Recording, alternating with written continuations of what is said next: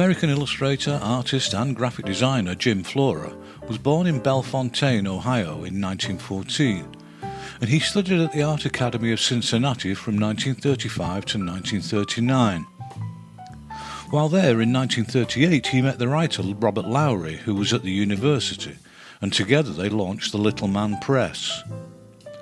And through this partnership they published a small number of esoteric limited edition books, for which Flora supplied illustrations and design. His stylistic influences were many and unconventional, but primarily drawn from his interest in Mexican folk art and the angular abstracted art of early 20th century artists, including Paul Klee and Juan Miro. His association with Robert Lowry ended in 1942 when Flora was hired to work at the art department of Columbia Records, and he and his wife moved to Westport, Connecticut to be within commuting distance of the company's offices. At Columbia he worked under the supervision of studio head Alex Steinweiss, who had designed the first ever illustrated record album cover a couple of years earlier. But Flora was put to work initially not on record covers, but on advertising material and trade literature, in a role which entailed as much design and management as it did illustration. In 1943, Steinweiss joined the Navy to fight in the war, and in his absence Flora was promoted to art director.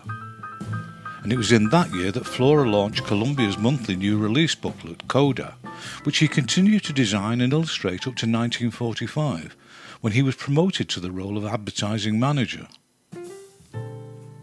Although this position was even more senior and suitably well paid, it entailed more administration than creative work, and he grew increasingly frustrated by his managerial role. At this time he was attempting to satisfy his creative urges by producing editorial illustrations for Fortune magazine and press advertising for other clients on a freelance basis. In 1947 he finally got to create a couple of record cover illustrations for Columbia, but by this point it was a case of too little too late, and in 1950 he resigned from his job. He rather impulsively drove with his wife to the town of Taxco, southwest of Mexico City, where they lived a bohemian lifestyle for the next year, and he created woodcut prints which displayed a clear influence of Mexican folk art.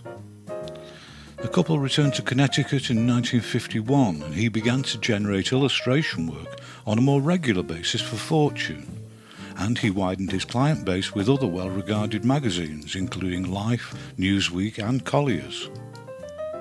These images were radically different from what was considered usual in magazine illustration at the time, and although he wasn't the only illustrator in 1950s America to reject representational image making, he was certainly one of the most extreme and successful examples. In 1952 he took another full-time job as the art director at Park East magazine, but once again he found this employment creatively stifling, and within a year he was back to working freelance. In 1953, Flora started to get commissions from RCA Victor Records for their large catalogue of mostly modern jazz album covers, although there were also some classical music covers produced. And it was with this series of commissions that he most firmly established a visual identity with no real precedent in American commercial illustration.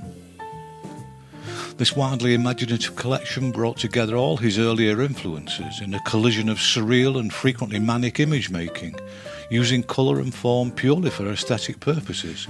And despite the predominantly cut-out look of many of his graphic images at this time, Flora's choice of medium for his work was almost certainly tempera paint. I base this on the fact that virtually all his painted art was created that way, so I think it's a reasonable assumption. Even when creating these graphic masterpieces, he was simultaneously freelancing for his old employers, Columbia, finally producing a steady stream of covers for their performers. And for a couple of years he worked once again on the design and illustration of Coda. In 1955 he took yet another full-time job as art director for a short-lived technical monthly, Research and Engineering, and unsurprisingly he was freelance again before the year was over. Most significantly, it was in that year that Flora's first book for children was published. This was The Fabulous Firework Family, and his flat cut-out style and use of non-naturalistic colour made a significant impact. In this book and the many that followed, he held in check the wilder and occasionally grotesque extremes of his record cover work, and followed the more broadly appealing methods of his magazine illustration. At around the same time, he'd been working as a storyboard artist for the animation studios UPA, the creators of characters such as Mr. Magoo. And in 1959, the studio made an animated short of Flora's first book. Sadly, the quality of the film isn't good enough to include here, and it wasn't a particularly successful translation of the book's visual content.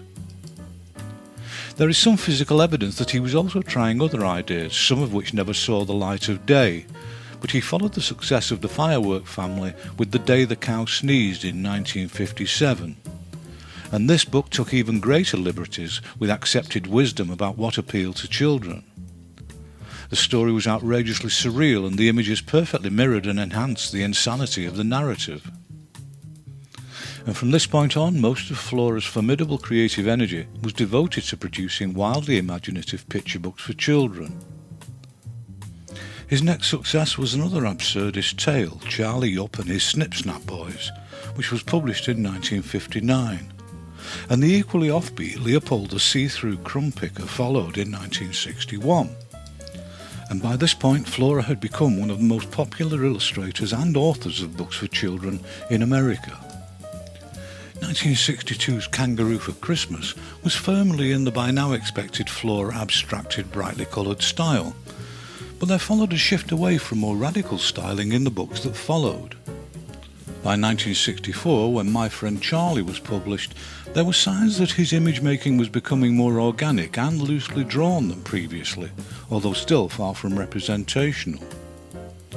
By now his record cover work had all but ceased, and although the picture books continued to dominate his output, he was still producing engaging and eloquent editorial illustration for various magazines including Fortune.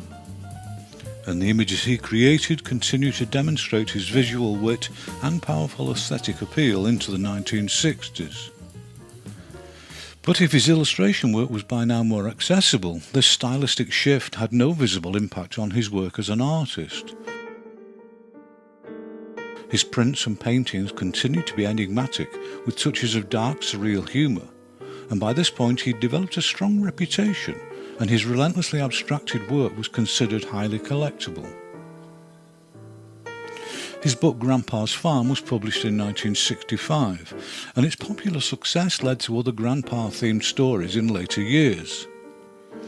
Like many others that followed, it featured a limited flat colour palette, and although I have no proof, it looks very much as though the colours were now being applied at print onto his line work.